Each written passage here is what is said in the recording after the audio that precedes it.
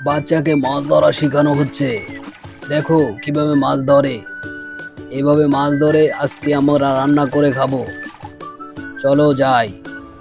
আমরা যাচ্ছি তো যাচ্ছি। আম্মা আমরা কোথায় যাচ্ছি? এখন যে মাছ ভাজা খাবো তাই যাচ্ছি। মাছ ভালোভাবে ধুয়ে নিতে হবে, না হলে পেটে গিয়ে সমস্যা হবে।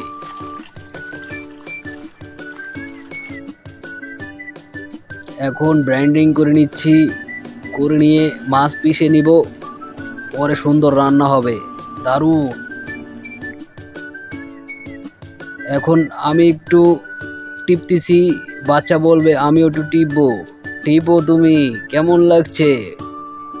চলো আমরা মোমোজ বানাই। মোমোজ বানায় মোমোজ খাই, সেই স্বাদ।